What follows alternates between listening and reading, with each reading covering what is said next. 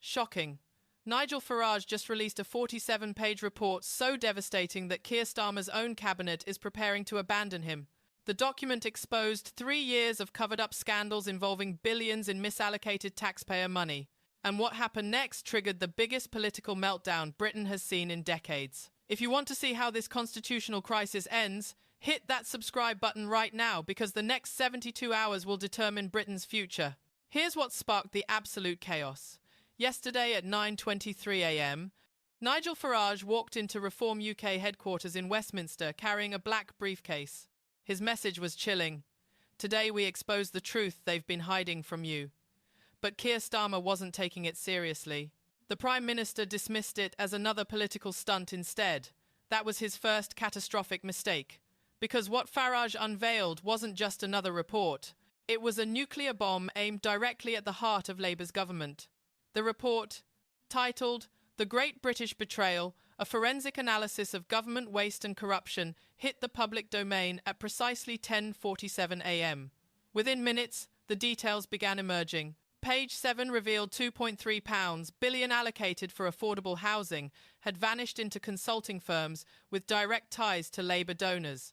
Page 14 showed NHS contracts awarded to companies that didn't exist until 3 weeks before the deals were signed. Page 23 documented luxury trips to Dubai and Monaco funded by taxpayer money disguised as essential diplomatic missions. But that was just the beginning. Page 31 exposed a £890 million green energy initiative that somehow paid £47 million to a single advisor who happened to be the Prime Minister's former university roommate. Page 38 detailed how £1.6 billion earmarked for veterans' mental health services was redirected to diversity consultants and unconscious bias training programs that produced zero measurable outcomes. The evidence wasn't speculation or rumour. It was receipts, bank transfers, emails, and WhatsApp messages. Farage had names, dates, and amounts down to the penny. "These aren't allegations," Farage declared at a packed press conference. "These are documented facts backed by forensic accountants, leaked Treasury documents, and whistleblowers who risked everything to expose the truth." The room erupted. Cameras flashed. Reporters shouted questions over each other. And somewhere in Downing Street, Keir Starmer's world began to collapse. According to sources inside Number 10, the Prime Minister went pale when aides showed him the first pages. He knew immediately this wasn't going away. Meanwhile, British pensioners who worked their entire lives and paid their taxes faithfully are struggling to heat their homes this winter. Joan Davies, a 72-year-old widow from Birmingham, was forced to choose between eating and staying warm last month. Her heating bill jumped 340% while her pension barely covers rent. She told reporters through tears, "I gave this country 50 years of service as a nurse. Now I'm wrapping myself in blankets and eating one meal a day." Joan isn't alone. David Fletcher, a 68-year-old former coal miner from Yorkshire, sold his wedding ring last week to buy groceries. The ring his wife gave him 43 years ago before she passed from cancer. He sold it for £120 to a pawn shop just to feed himself for a fortnight. "I fought for this country," he said, voice breaking. "I worked 40 years underground in conditions that destroyed my lungs. And now my government tells me there's no money to help while they're flying around the world like royalty." While Joan shivers and David sells his precious memories, Labour ministers enjoyed first-class flights to climate conferences in exotic locations. We're talking 5-star hotels, champagne receptions, and £800 dinners. Deputy Prime Minister Angela Rayner stayed at the Burj Al Arab in Dubai, where rooms cost £2,400 per night. Environment Secretary Steve Reed attended a sustainability summit in Bali, flying business class at £8,700 per ticket, when economy was £940. The travel manifest shows 37 government officials made the trip, costing taxpayers over £420,000 for a 3-day conference that could have been conducted via video call. The contrast is so obscene, so morally bankrupt, that even Labour-supporting newspapers are turning against the government. The Daily Mirror ran a front-page photo of Joan next to a leaked image of Transport Secretary Louise High boarding a private jet to attend a 2-day conference in the Maldives. The headline read, "While Granny freezes, they fly." The Guardian, traditionally Labour's cheerleader, published an editorial titled, "When did we become what we claim to hate?" The public fury was immediate and visceral. Then something unprecedented happened that nobody saw coming. Sir Keir Starmer broke his silence at 3:15 p.m. yesterday with what was supposed to be a damage control press conference. Standing at the Downing Street podium, he delivered what witnesses described as the most defensive, anger-filled speech of his career. Nigel Farage is a liar and a charlatan, Starmer declared with barely controlled rage.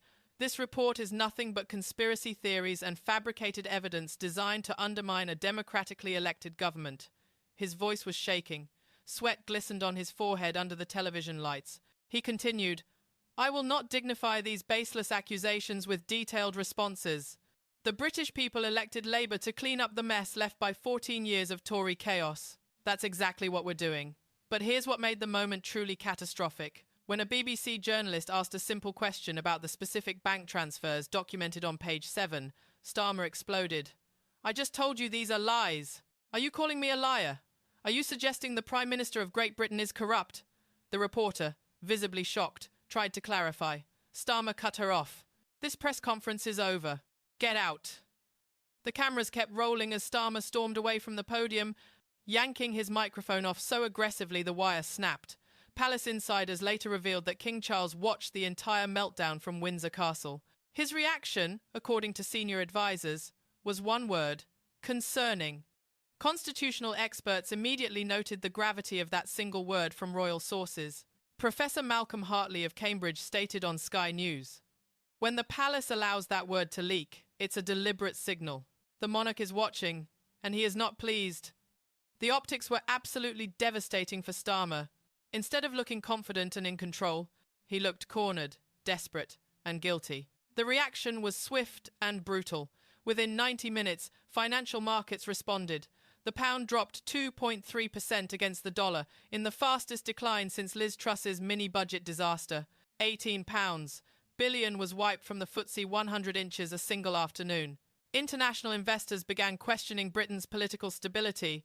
Currency traders in Singapore and New York started shorting sterling based on what they called leadership chaos. Goldman Sachs issued a rare emergency briefing to clients warning of unprecedented political risk in the UK market. Deutsche Bank downgraded British sovereign debt outlook from stable to negative. The Bank of England was forced to issue a statement at 5:47 p.m. reassuring markets of economic fundamentals, but traders weren't buying it.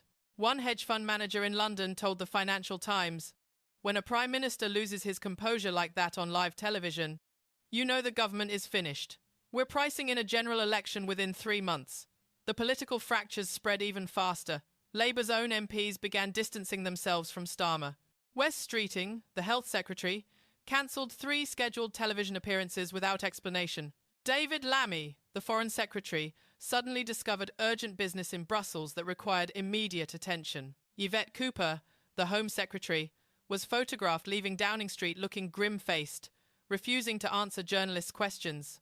Even Angela Rayner, Starmer's deputy prime minister and closest ally, issued a statement so carefully worded it said everything by saying nothing. She expressed full confidence in democratic processes and institutional transparency. Notice what she didn't say.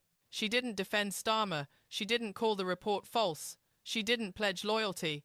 On social media, the eruption was volcanic. #number Resign Starmer trended globally within 2 hours, reaching 4.7 million mentions. TikTok videos dissecting the report's most damaging revelations went viral. One video by political commentator Dr. Amelia Foster hit 3.2 million views in 6 hours, walking viewers through every scandal with receipts displayed on screen. Twitter users created side-by-side comparisons of Starmer's promises versus the documented reality. Protest groups organized instantly. By 6 p.m., crowds began gathering outside Downing Street, Parliament Square, and Labour headquarters. The chants were simple and devastating. "Liar, liar, Britain's on fire." By 8 p.m., over 15,000 protesters had assembled in central London. Police erected barriers. Mounted officers stood guard. But the protests remained peaceful, which somehow made them more powerful. Pensioners held signs reading, "We trusted you." Veterans wore their medals and stood in silent rows. Young families brought their children, teaching them about accountability and democracy. This wasn't a riot. It was a funeral for trust in government. Inside Westminster, complete panic consumed the Labour Party. Emergency meetings erupted across government buildings. Ministers huddled in dark corners of the House of Commons, voices hushed but urgent. Rachel Reeves, the Chancellor, held a 3-hour crisis session with senior Treasury officials. What they discussed officially remains secret, but leaked WhatsApp messages paint a grim picture. One group chat titled "The Survivors Club" saw MPs openly discussing leadership challenges. "We're looking at electoral annihilation if we don't act," wrote one backbencher. "Starmer's finished. The question is whether he takes us all down with him." Another MP responded, "We have 72 hours maximum to cut him loose or we all drown together." Cabinet Secretary Simon Case allegedly told colleagues the situation reminded him of Tony Blair's final days, except faster and more brutal. Number 10, staffers described the Prime Minister's office as resembling a bunker mentality. Starmer stopped taking calls from most ministers. He refused meetings with party chairs. Instead, he huddled with a tiny circle of advisers who sources describe as equally delusional about their chances of survival. One aide was overheard telling another, "He actually thinks he can ride this out. He thinks people will forget." The response was bitter laughter. But here's where the chaos intensified. At 7:30 p.m. yesterday, Business Secretary Jonathan Reynolds was photographed entering Conservative Party headquarters through a side entrance. What was he doing there? Official explanation: discussing bipartisan economic policy. Reality, according to Westminster insiders: negotiating his defection. Reynolds isn't alone. 3 Labour MPs have reportedly held secret meetings with opposition parties in the past 48 hours. The parliamentary system is fracturing in real time. Shadow ministers from the Conservative opposition held their own emergency strategy sessions, but their mood was jubilant rather than panicked. "Labour's doing our job for us," one senior Tory told reporters off the record. "We just need to stay quiet and let them self-destruct." Conservative Party chairman Richard Holden was more measured publicly but couldn't hide his satisfaction. "The British people deserve better than this circus," he stated. "When they're ready for serious government again, we'll be here." But here's the layer that could bring down not just Starmer but half of his cabinet. Leaked Treasury documents obtained by The Telegraph show the £2.3 billion housing scandal wasn't a mistake or oversight. It was deliberate. Internal emails reveal that at least 6 senior ministers knew the money was being funneled to connected firms. Deputy Prime Minister Angela Rayner's name appears on 3 approval documents. Chancellor Rachel Reeves signed off on 2 questionable transfers. Transport Secretary Louise High authorised payments to a consulting firm that employed her husband's business partner. If these documents are real, and if they show what 3 separate sources have now confirmed, then we're not looking at political corruption. We're looking at criminal conspiracy. Think about what that means. Government ministers potentially facing criminal prosecution, police investigations into the highest levels of power, resignations, arrests, and courtroom trials broadcast live on television. The optics of that would be absolutely devastating. It wouldn't just end careers, it would end the Labour government itself. One particularly damning email, allegedly sent by a senior Treasury official in March 2024, reads, "The Minister is aware of the irregularities, but has instructed us to process the payments regardless. He said political considerations override procedural concerns. If that email is authenticated, someone is going to prison. Multiple someones." The Metropolitan Police confirmed late yesterday they have received the documents and are assessing whether a criminal investigation is warranted. Translation: they're already building the case. Senior legal sources suggest that if charges are filed, we could see arrests within weeks. Imagine that. Cabinet ministers led away in handcuffs. Perp walks on the evening news. The collapse of a government not through elections but through criminal proceedings. Meanwhile, Nigel Farage is executing the political performance of his lifetime. While Starmer rages and Labour collapses, Farage appeared on every major news programme looking calm, reasonable and presidential. On BBC Question Time last night, he sat composed in a navy suit and spoke with the measured tone of a man holding all the cards. "I take no pleasure in exposing this corruption," he said softly. "But the British people deserve leaders who serve them, not themselves. No shouting, no theatrics, no mockery, just devastating precision." He answered every question with specific page numbers from the report. When challenged on his sources, he smiled and said, "Multiple civil servants risked their careers to bring this to light because their conscience demanded it." The audience applauded. Even critics admitted he looked statesmanlike. His closing statement was masterful political theatre.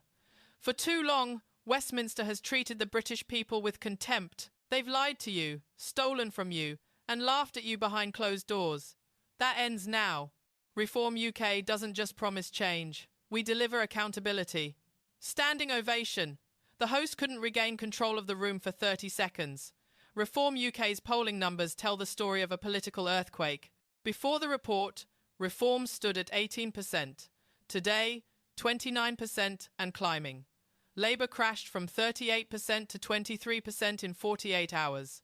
The Conservatives hold steady at 24%, but they're bleeding voters to reform in traditional Tory strongholds. For the first time in modern British history, Reform UK leads in the polls. Farage isn't just a protest vote anymore. He's a legitimate Prime Minister in waiting. Constituency-level data shows Labour seats across the North and Midlands flipping to Reform in projected outcomes. Places like Durham, Sunderland, and Stoke that voted Labour for generations are abandoning the party in droves. Even more shocking, Reform is competitive in 147 constituencies compared to just 23 before the report dropped.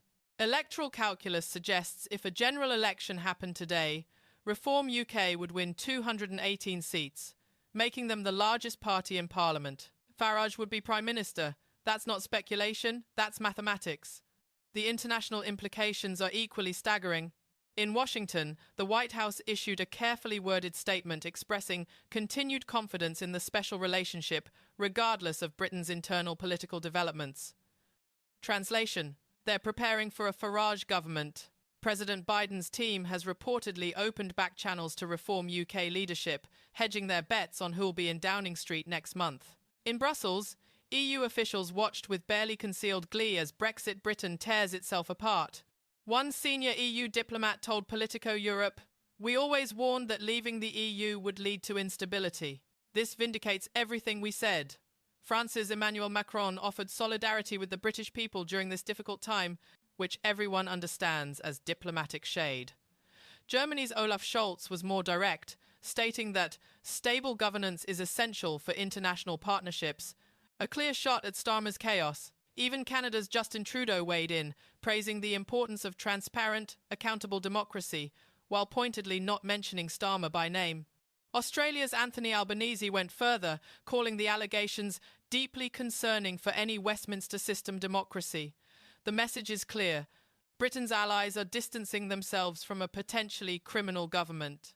Our international credibility, built over centuries, is evaporating in real time. And through all this chaos, King Charles remains strategically silent. Not a statement, not a speech, not a single public word. But behind palace walls, extraordinary moves are happening. Sources close to the king reveal he has held private consultations with the Lord Chancellor, the Archbishop of Canterbury, and senior constitutional lawyers. The topic: what powers does a monarch retain when government collapses into corruption? Could Charles invoke royal prerogative to dissolve Parliament? Technically, yes, though it hasn't been done since 1834. Would he dare? Constitutional expert Professor Helena Wright believes he's considering it. If criminal charges are filed against sitting ministers, and if the government cannot function, the Crown has a duty to intervene, not to seize power, but to protect democratic institutions. Royal observers note that Charles has cleared his schedule for the next week, cancelling public engagements. That's unprecedented. Either he's ill, or he's preparing for constitutional action of historic magnitude. Palace insiders whisper that the king feels personally betrayed. He invited Starmer for weekly audiences in good faith, offering counsel and support. To discover that his government may be criminally corrupt has shaken him deeply. One senior courtier described Charles as disappointed beyond measure, but resolved to do his duty regardless of personal feelings. That quiet resolve is the most dangerous weapon in British politics right now. Every hour Charles stays silent, the pressure on Starmer grows unbearable. The longer the king withholds his confidence, the more Starmer looks illegitimate. The next 96 hours will determine Britain's future. Parliament returns Monday morning to absolute chaos. A no-confidence vote in Starmer's leadership is being drafted by at least 50 Labour MPs. The threshold for triggering a leadership election is 20% of the parliamentary party. Labour has 411 MPs. They need 83 signatures. Sources suggest they already have over 100. Senior backbencher Chris Bryant has reportedly agreed to serve as the stalking horse candidate who formally challenges Starmer, providing cover for others to join the rebellion. If Starmer loses a confidence vote, Britain faces a general election within weeks. Current polling suggests the results would be catastrophic for Labour and historic for Reform UK. We could be witnessing the end of the two-party system that dominated British politics for a century. Electoral maps show entire regions turning Reform purple. Scotland might send SNP MPs, but England and Wales could become a Reform stronghold. This isn't hyperbole, this is the data speaking. Meanwhile, the protests continue growing. Demonstrations planned for this weekend could see 100,000 people march on Parliament. Veterans groups, pensioner organisations, and working-class unions are coordinating the largest political demonstration since the Iraq War protests in 2003. The demand is simple. Starmer must go, and he must go now. This crisis will be studied for decades as the moment when traditional politics collapsed and populism surged to power. At its epicenter stands Keir Starmer, who looks increasingly isolated, increasingly desperate, and increasingly finished. His political career, once promising and principled, is ending not with dignity but with disgrace. So here's the question that matters. Did Starmer just end his career and destroy the Labour Party, or will he somehow survive the biggest political scandal in modern British history? What do you think happens next? Does Labour remove Starmer to save themselves? Could Nigel Farage actually become Britain's next Prime Minister? And should King Charles intervene using powers nobody's invoked in 200 years? Drop your thoughts in the comments below. We read every single one. And if this story shocked you as much as it shocked us, share it with everyone who needs to see what's really happening in Westminster right now. The mainstream media won't tell you the full truth, but we will. Subscribe and hit that bell because tomorrow we're breaking down the leaked documents line by line, and what we found will stun you even more than today's revelations. The next 72 hours will change Britain forever.